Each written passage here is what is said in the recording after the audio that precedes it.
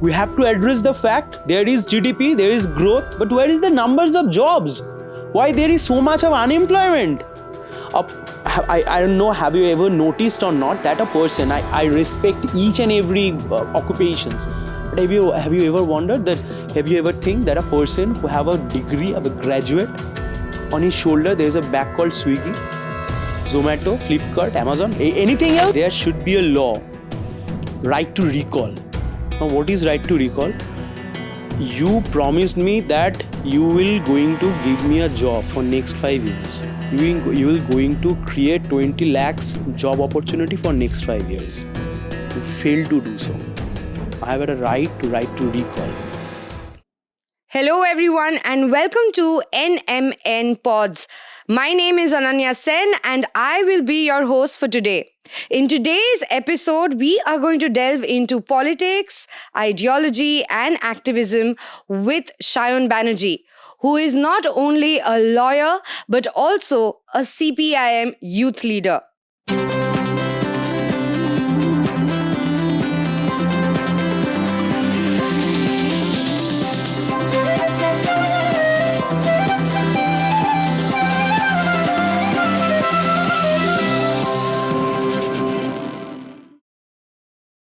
Hi, Sayan, and welcome to today's episode. Thank you so much for coming. Now, I would like to first begin with a very simple question. That is, why is it that politicians do not require a degree?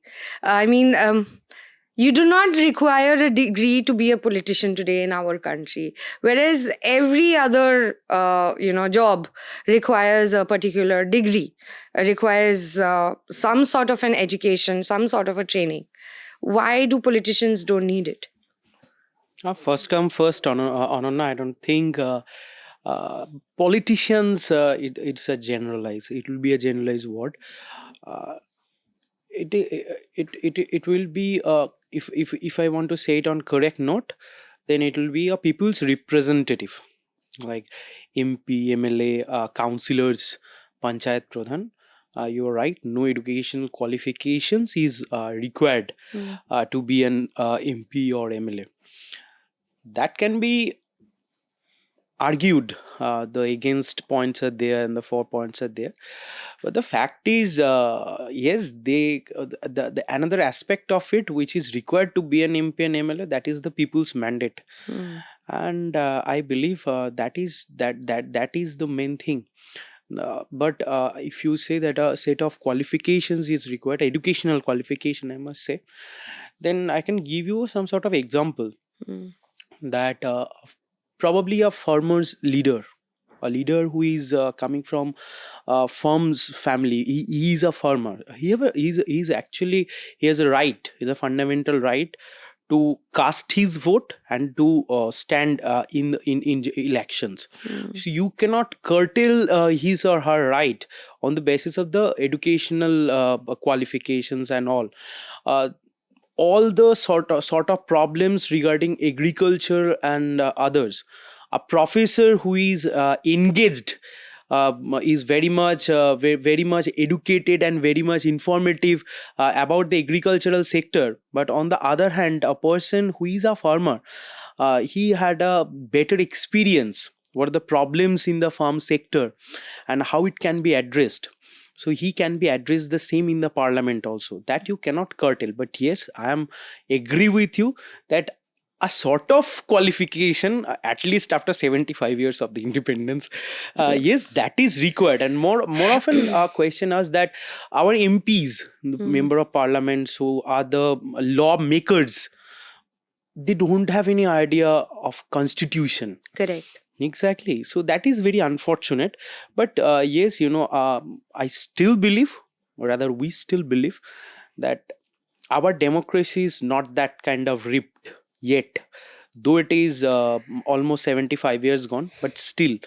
And for that reason, probably someone can say that, yes, I was in that profession and for that you can cast me a vote or like that. But yes, a sort of qualifications regarding constitutions, regarding law, that is required. I'm absolutely agree with you. Yeah. This brings me to one question that, Hmm. I had in mind while you were answering your question. Hmm. That is, even after 75 years of independence, the majority of India today are Hmm.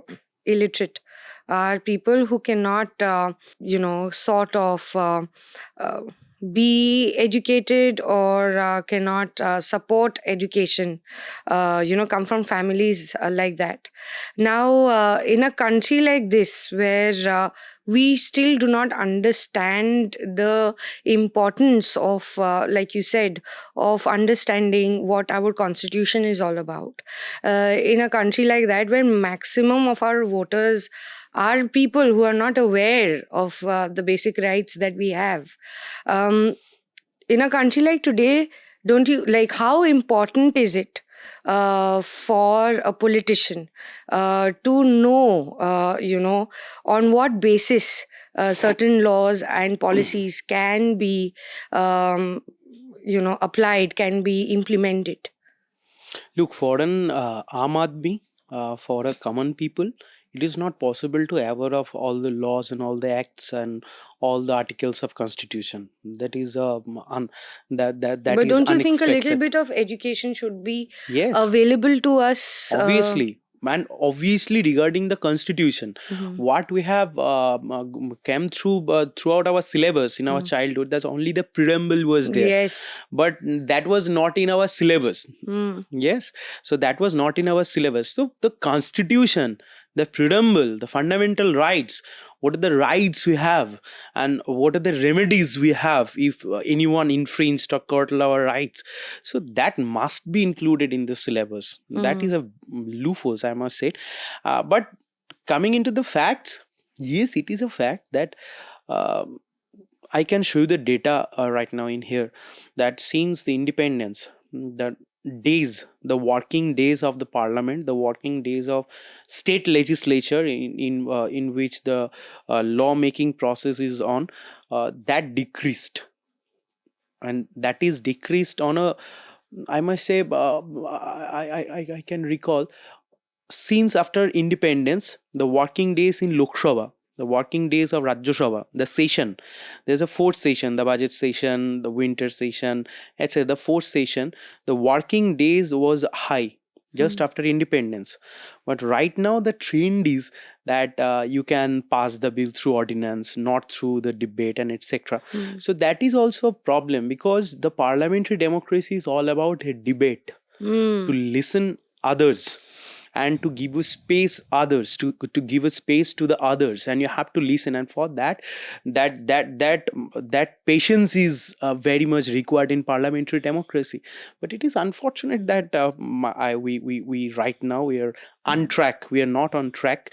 But yes, I say my words that a sort of qualifications, that is minimum, a minimum sort of qualifications is required, because India being the biggest stakeholder of the democratic nation throughout the world, a lawmakers, a Mm. person who is elected by the people's mandate, and he or she will sit in Rajya Sabha, Lok Sabha, and that person have to argued on bills like, if a general sector, IPC, CRPC, Evidence Act, or anything, that the bills on national policy, that the bills on international policy, the bills on financial policy or anything, that he have to take a stand. A Mm. person who is not aware of the facts, how he can take a stand? That is very interesting fact. But as I have said, that if there is 100 people in a room, Mm. in a democratic atmosphere, that 100% must be benefited from the system. If there is one person who is not aware of the facts, if there is any one person who is uneducated, who there is no education at his or her village till now, then he must get a chance, you know to represent his voice in the parliament. So for that reason, there is a against point also, that if we set qualifications that for being an MP and MLA, you have to pass graduate, you must have a qualifications of 10 pass or 12 pass. So that will be unjustified for the entire nation throughout 130 crores of peoples. Why do you say so? Yes, Why unjustified? exactly, unjustified, because the constitution is for all, not for you and me, not for the privileged section. While we are sitting in a metro city, we have many of scopes, educational scopes, and etc. Then again, don't you think that the focus over here should be education for all? And hence, until and unless a law like this is passed, then education for all, where each person, no matter who you are, from the richest to the poorest, should be educated. Until and unless there are laws like this, then education will not reach. Then why study in a school? And when we talk about international politics as well, most of these world leaders are pass outs or have a degree per se, and a basic educational degree per se. I can give you an example right now. The most mad person ever I have seen in my life, the Donald Trump. What's your view on Donald Trump? That he's become a president of United States. So education is one aspect, but only on that particular aspect. You cannot judge the entire scenario. But it is also right. Donald Trump is one person. On that one person, how can you judge everyone else? What was the name of the president of Brazil, Bolsonaro or something? At his tenure, the entire Amazon was devastated. So you're saying that education is not that important? Exactly important. But the fact is, it is not only education. A political leader, what is his background? What he is going to give you for next 5 years, that is important. A farmer may be a president, a farmer may be a prime minister of India. It is not any wrong that he is a farmer. He don't have any Oxford University's degree or any degree of 12 pass or 10 pass. The fact is the policy making. The fact is the policy. What is the policy? What is the international policy? What will be the economic policy? What will be the national policy, integrity, national integrity, etc., etc. The fact is regarding the policy. But yes, I'm absolutely agree on your point. A sort of qualifications is required, and for that probably we are too late actually, because the fundamental rights included the educations as a fundamental right to education. Exactly, that is after UPA 1 government came into the power. So we are late, but the fact is if we want to go together as a whole nation, so we have to wait, I think, for another 10 or 15 years in my vision. So you're saying that today a political leader should be elected based on the kind of background that that person has? Not only background, I means the political background, not his family background. So then you're trying to say that all of them should come with a resume? No resume is required. If a person is on a movement, is on a rally, is on a protest march, which is benefited the people, then people will notice that person automatically.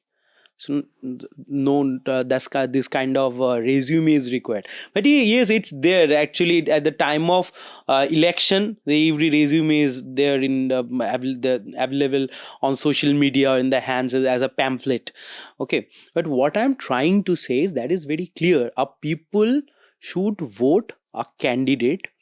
Not only his background, I didn't mean the family background or the financial background. Political background, what he had done in past, like what you have done for me in past, what you will going to deliver for next 5. That should be the parameter. There must be a balance. There must be a balance between a practical knowledge and a theoretical aspect. If a person can run an administration only on basis of theoretical aspect, then only an IPS officer or IAS officer could run the administration smoothly. But that is not the process is all about. The process is all about the voice of people that will be reflected in the floor of the lawmakers in the lawmaking house, that is Lok Sabha, Rajya Sabha, in the any kind of state assembly. So that is my point. So to summarize, so that I can so that, to understand you clearly, what you're trying to say is that today elect someone who has given you reasons to elect that person, as in who has worked for you, right? Politically, socially, Of and course. exactly, politically and socially. Politically, socially, economically. Obviously, that is the three main criteria of politics, but unfortunately We don't have that but yet. for last few years that has been disturbed. Kuch nahi, like nothing, like just as an Aam Aadmi. My only problem is, even after 75 years of independence, when I'm getting up in the morning, my first thought is availability of job opportunities, lack of it. If I'm going to work, I would like to go with a cup of coffee without thinking that, oh my God, how many gattas are there on the road? Why is there so much problems when it comes to my commute? As far as the roads are concerned, as far as transportation, development in sense, exactly, exactly. development. Not just in the cities, but also rural India, the agricultural sector. Why isn't it as organized as it should be? Whereas agriculture is one of the main industries of our country. Why is it still so disorganized? So hence my point is, then what are the leaders doing today other than just building religious institutes? So, what do you have to say about that? Basically, my point is, based on what today am I going to elect my prime minister? Also, when, say, suppose there is XYZ political parties and I am today voting for a Y, and tomorrow I see that that particular person has joined party Z. So, there is, as a voter, I feel betrayed. I mean, whom do I depend on? That is the reason I have said on the very first that the democracy in our country is not a ripped. Why I have said so? First come first, there is no term in our constitution as a prime minister candidate. There is nothing.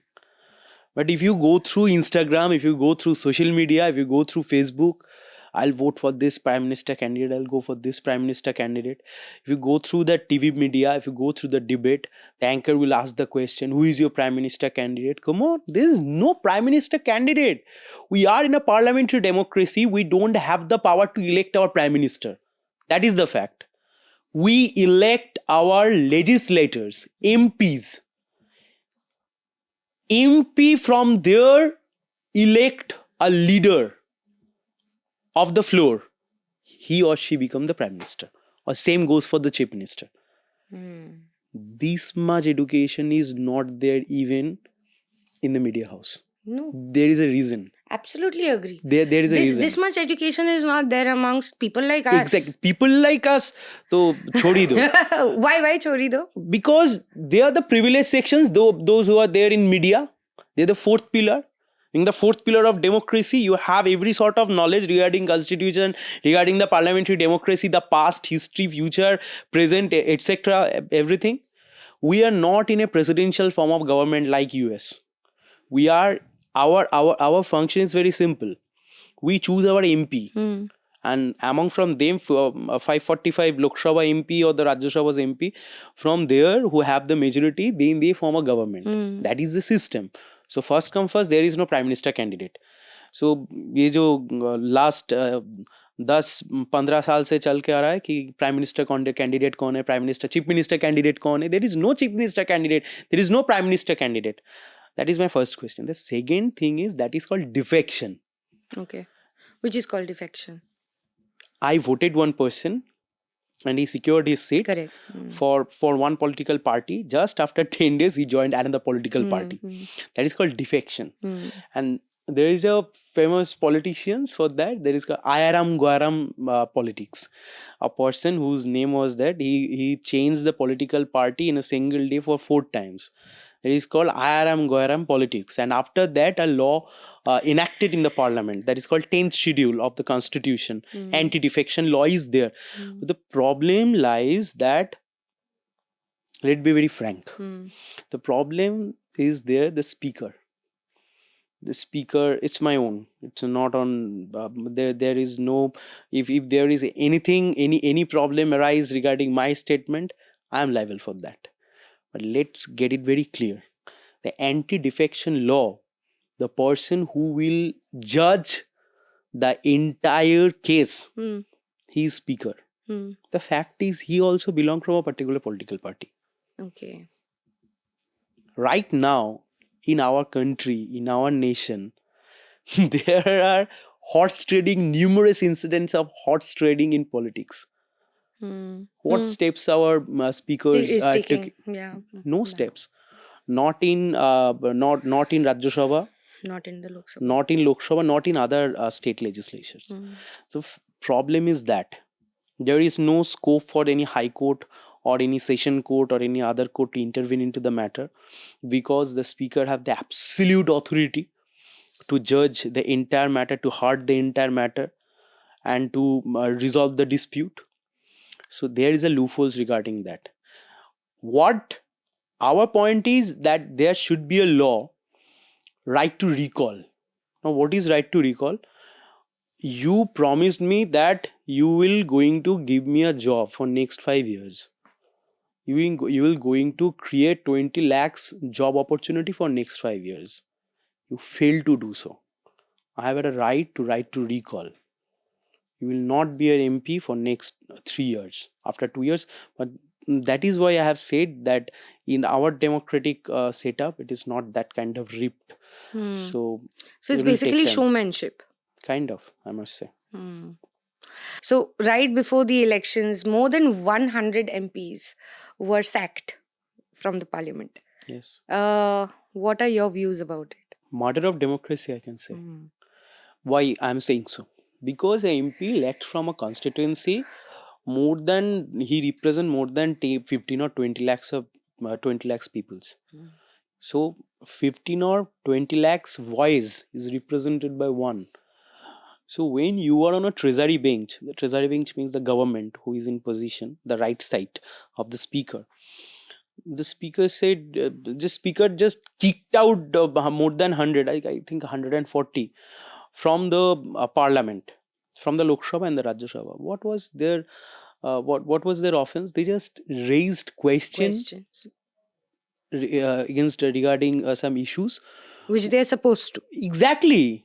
That is their duty. They were doing their job. That is their duty.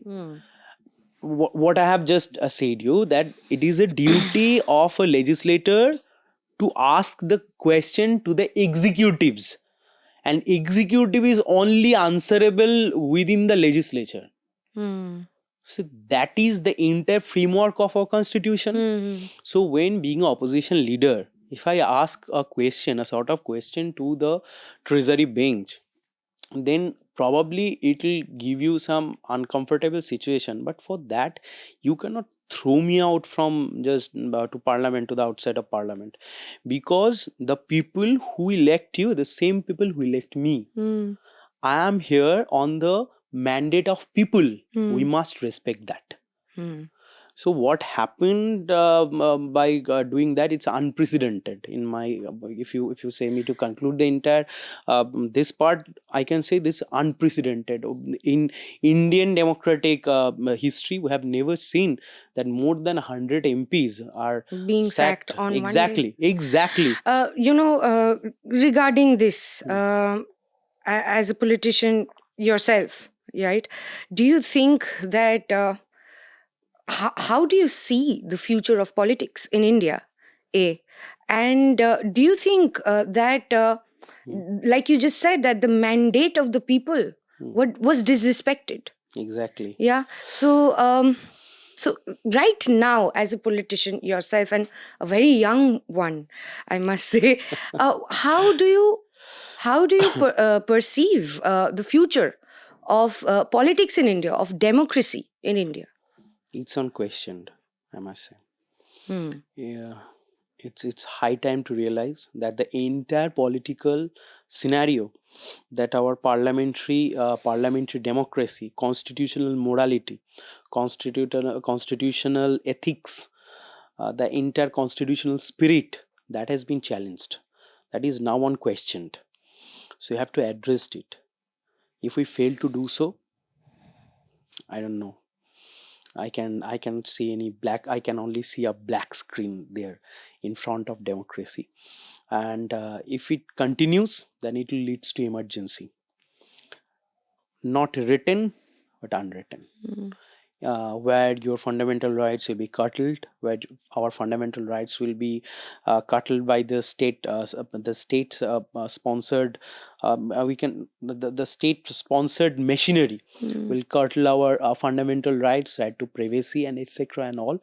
So what we have to do is the constitutional, what was the word, the constitutional intentions. You know, we have our constitutional basic structure. Now, what is the basic structure?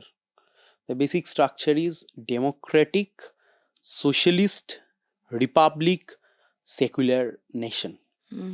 So these words are now unquestioned. Very much. Exactly. We have to, we are on a mission to save our constitution. What is the battlefield is all about right now in politics? It is those who are with the constitution, within the framework of the constitution, those who are with the constitutional morality, and those who don't believe that who don't have any belief and faith with this constitution. So that will be decided by the people. But right now, if things continued like this, then it will create a monster. Since you are again a politician, and it is your responsibility, to respect the people's mandate, right? The situation that we are in now, what do you think is a solution to the kind of crisis that we are facing in the country?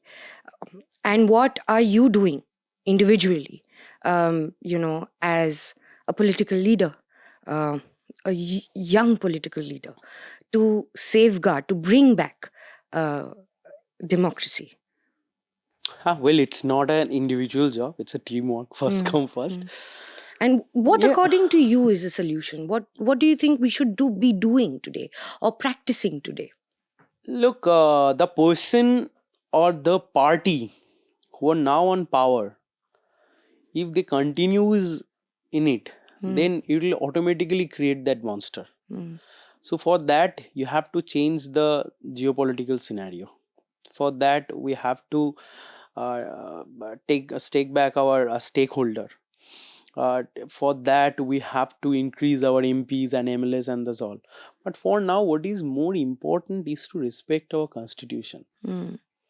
This much I can say. For that, what is now required is to respect our constitution,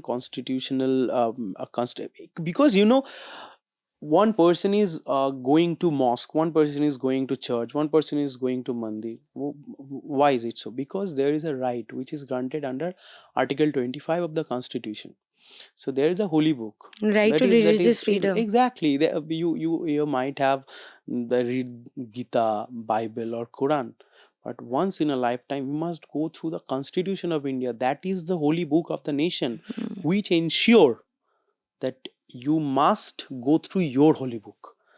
So that is the problem lies. Actually, to bring a religious institution, it was never a job of any executive, any political executive. That is not the job. Right now, India have crores of mandirs and masjids and churches and all. That was not the job. That was not the job for a politician. What is the job of a politician? What is the job of an executive? What is the job of a person who is on power? To give employment to the youth, to give employment to the person who is seeking, seeking his financial stability. You have to address the fact that the rupees and the dollars, you have to address the fact, the international, you just cannot say that after 20 years we will be the Vishwaguru. For that, what steps you are taking today? So so entire system has been changed for last few years, and for that reason, quite often our Chief Justice of India have said it very loud and clearly that we must go through the constitutional mandate. The constitutional mandate is there, and if you go through the mandate of Supreme Court regarding the electoral bond few months back, what was that electoral bonds? The people don't even know about it. What was that? A person, just you have asked me the question that a person who he must be equipped with the biodata or the resume of a politicians, that is called affidavit. Like if a person he wants to contest a election, you have to file the affidavit, how much assets he have, what's the name of his or her spouse, and etc etc. The legislature pass a bill that a corporate sector can give a donation to any political party without disclosing his or her name. So just imagine a MNC who is right now giving 500 CR to a particular political party. There is a vested interest lies there. They will maximize the profit for next 5 years, 1,000 crores. That is called crony capitalism. So by that, last 5 or 6 years, 14,000 crores of rupees have been collected by 2 or 3 political parties, mainly by the ruling dispensaries. Just up to few months back, Supreme Court struck down that law that there is a right to information. People have a fundamental right to access the source of money of these political parties. Exactly. Where all this, just before the general election, if we look at the sky, there is no stars. There's only helicopters. From where the funds are coming? It is a fund which has been given by the different kind of corporate sectors. When a corporate sector give you a fund, they're not NGO. They must have a vested interest that I am giving you 100 CR. That is an investment. There will be a return of 200 CR. And what is the fact right now? What are the challenges? All the government sectors, like rail, like bank, like all, they're privatized. Yeah. Exactly. So just imagine one fine morning, you just wake up and you have seen that Bank of India is now Bank of one private company. State Bank of India is now become State Bank of one private company. That will create another monster. That's happening though. Exactly. We need to stop this. Because as I have said, what is probably the names are not changing, but that's totally happening. That is also changing. You go through the trains, there is Adani Railways is there. If you go through the goods carriage trains, there's Adani Railways. There is no more Indian Railways. So what is the fact? The fact is the assets of the nation. It is not assets of any particular political party. It's assets of nation. It's assets of yours. It's assets of mine. Assets of the entire society. That cannot be privatized. What was the reasons? What was the reasons of LIC? What was the reasons of the nationalizations of bank? What was the motto? The motto was to give the benefit of all the sectors to the poor people. India is not only about the richest people. Yeah. Exactly. But what is the figure right now? The figure is, what is the figure right now? The figure is very few people, they acquired the most of the assets, which is inequality, which is just completely against our constitutional ethos, constitutional morality. What is our constitutional is all about? Constitutional tells about the equality. Where is equality? Where is economic equality? There is none. And when you talk about it, people talk about, but we are 5th ranking in the GDP list, and Chandrayaan that is went. Growth. that is jobless growth. That is another aspect. The growth is there, but the jobs is not there. It's probably due to the share market. We have to address the fact there is GDP, there is growth, but where is the numbers of jobs? Why there is so much of unemployment? uh, I don't know, have you ever noticed or not that a person, I respect each and every occupations, but have you ever wondered that, have you ever think that a person who have a degree, of a graduate, on his shoulder there's a bag called Swiggy, Zomato, Flipkart, Amazon, anything else? Absolutely. I have friends who have come out from institutes with very good degrees who are working for jobs that's giving them like a minimum 30K per month. Whereas today, if I have a stall of, say, a fuchka stall on the road, Exactly. He I will compelled be to do so. I will There be is no earning more. options left for his or her. So have to run his family. He must have some financial stability. So for that reason. So when you are in power, what you have promised when you came to power? हम ये employment दे देंगे. अब हम वो. Recently, 20 journalists were booked under UAPA. What do you have to say about that? It is nothing but aggression to stop journalists from doing their duties. Now the fact is, what is the duties of a journalist? What is the duties of being a reporter or being a media representative? To question the government, whosoever in the power, doesn't matter. It is not the job of a reporter or not a job of a journalist to to present himself or herself as a spokesperson of that political party. So fact is, any journalist who take a stand to question the system, that person is booked under the UAPA. It's a desperate attempt.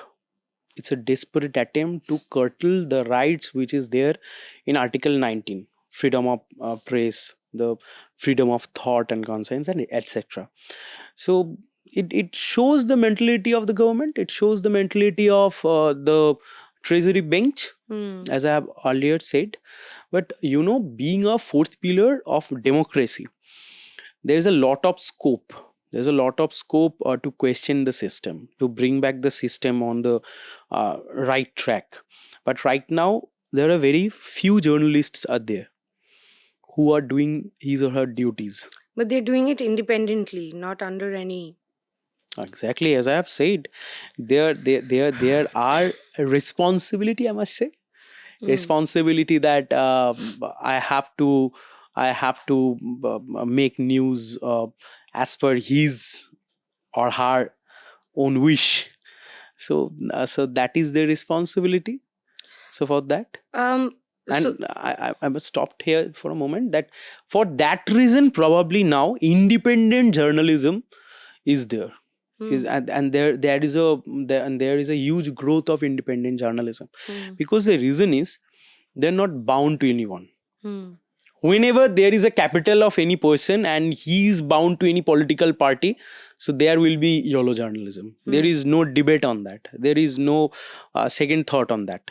But the fact is, anyone who is on the journalism and independent journalism, and for nowadays independent journalism is very easy to do so. You have a front camera, you have a mobile, you have a laptop or anything, you have a data, just go through it.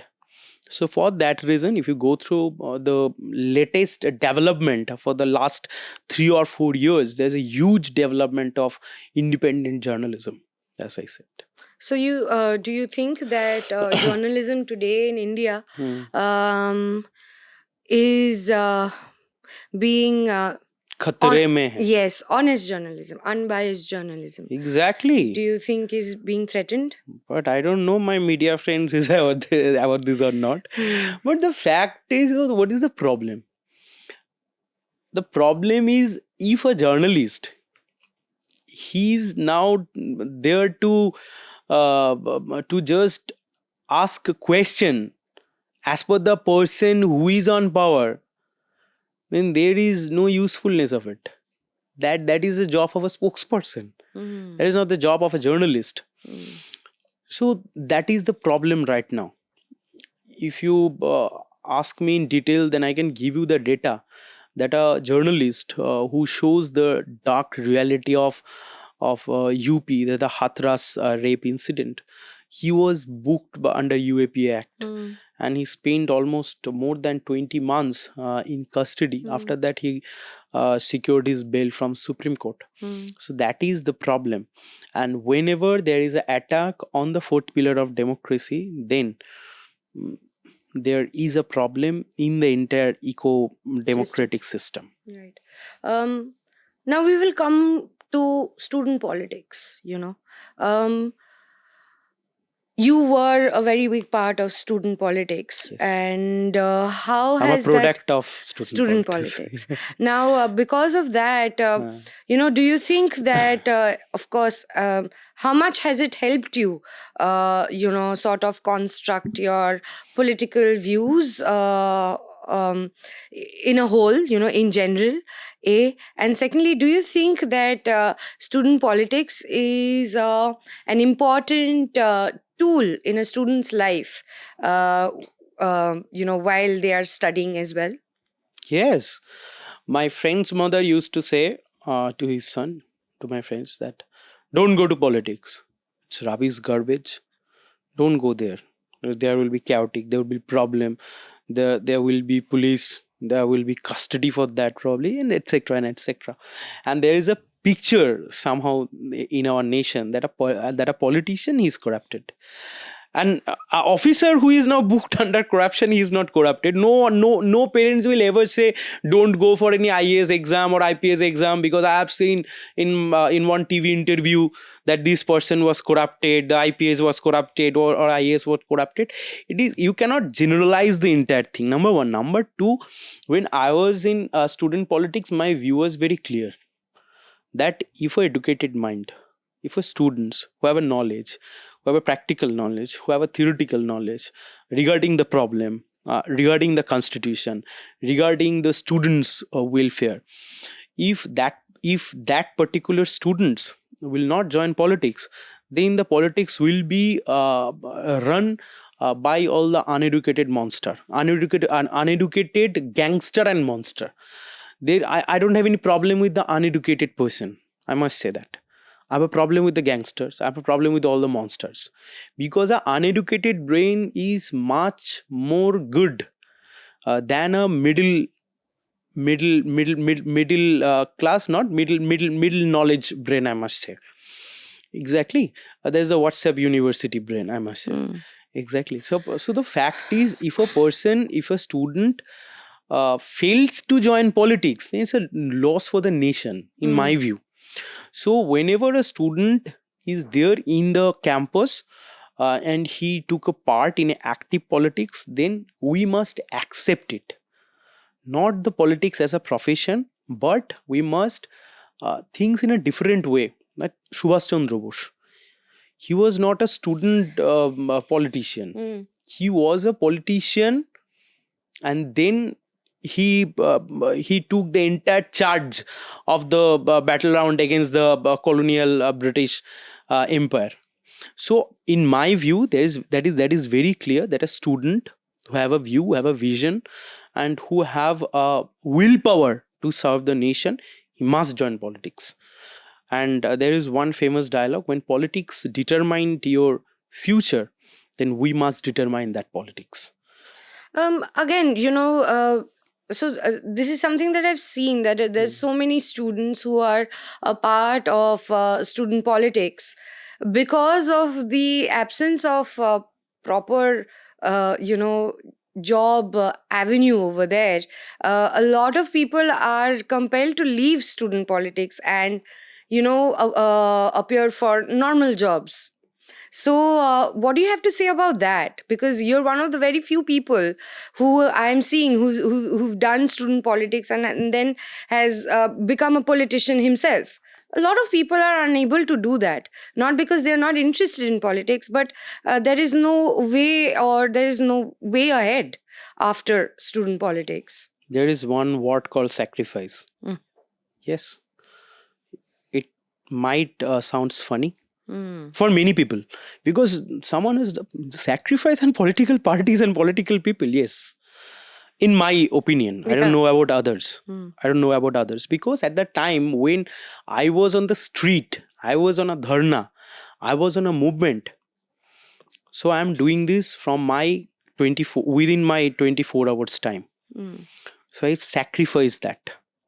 If you have a mentality of sacrifice, if you have a mentality to work for the nation, to work for the betterment of the society, and to sacrifice some sort of things, then only you can continue. Look, you cannot go with the two things. You cannot go with the two things. You have to choose any one. If you want to be in politics, if you want to be in active politics, then you have to sacrifice a lot and lot of things, and we have done so. We can. I have never flaunt that much on any news media channel or any podcast or anywhere, but you have to sacrifice. You have to sacrifice a lot of things. So that only, then only, you can take a part in active politics. So I'm sure you've heard the term nepotism, Yes, right? from Kangana Ranaut, I guess. Continue. Yeah. So as an actor myself, I've also heard the term so many times, and we often use it when it comes to film and television industries. Now, even in business industries. So, like I just wanted to ask, how prevalent is that in politics in Oh. India? These rich brats are always privileged, I must say. But jokes apart. Everybody has their Yeah. share of struggle. Yeah, but it's a middle class mentality, I must say. Mm. Middle class mentality. I'm not saying that they are middle class, but it's a reflection of middle class society. Nepotism? Yes. Okay. That Why do you is. say so? That is so interesting. Why I say so? Mm. Let me give an example. You have seen nepotism in film industry only, right? Or someone will say, I have seen the nepotism in politics, and give a specific family name. Mm. It's not like that. The person who is trying to figure it out, that person probably his or her family somewhere, not in politics, somewhere, that is called dynasty politics, is benefited by the dynasty politics. That is the harsh reality of India right now. How benefited? Then for that, I have to take a lot of names. Okay. We can bypass that. Yes, but the fact is, I can say it as a judges of Supreme Court, Okay. judges of High Court. I've go through the recent debate of one Rajya Sabha MP from Kerala. That is John Britas. Excellent speech he delivered in Rajya Sabha, and he in his speech indicate that how the judges appointment of our country, that there is a footprint of a dynasty politics in judges appointment also. So it is not only within the four corners of film industry, it is not only within the four corners of the politics, it is also there in the appointment of judges as per his version. And I'm sort of agree with that version. So yes, the dynasty politics will be there. Dynasty politics or nepotism will be there Because of the middle class mentality. Yes, that is the fact. I was in that position, my son or my daughter will be next in to that me, position. will be next to me. But the fact is, that is the hard work, I believe. Because I born and brought up in a political family. But never ever in my life I have seen that my political family was so much on the camera light and focused. They were on politics.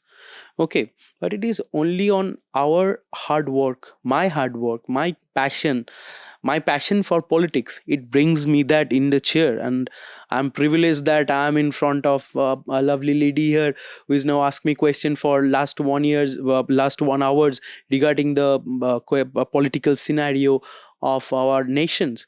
So it is hard work, it is passion, and it is the wish that how much you can sacrifice and how much you can contribute for your nation.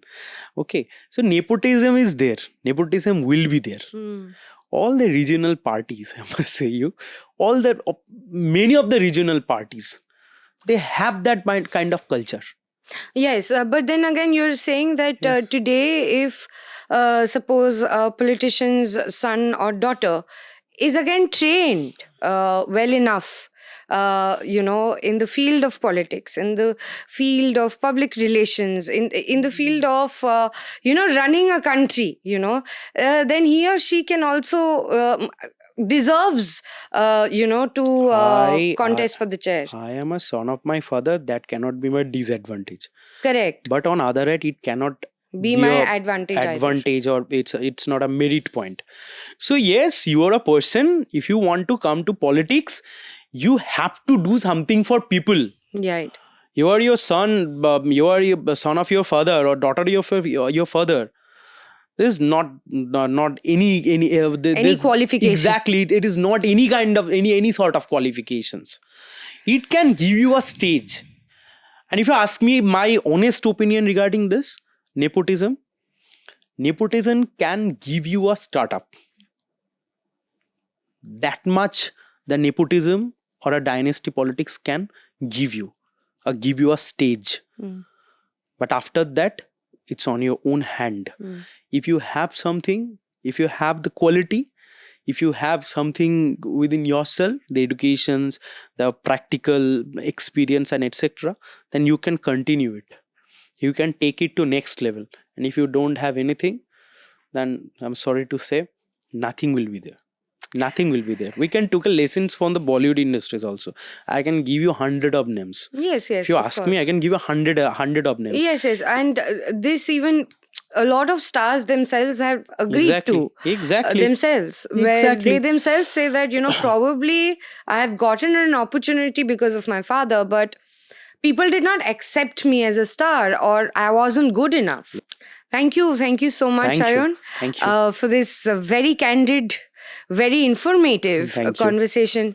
I hope you have enjoyed our conversation as well, and stay tuned for our next episode.